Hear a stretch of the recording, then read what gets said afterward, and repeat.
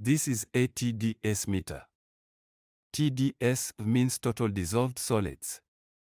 It is a gadget used to measure the concentration of dissolved solids in 250 milliliters of water. The video demonstrates how the TDS is used. You draw a sample of water in small jar, dip the meter and take the readings.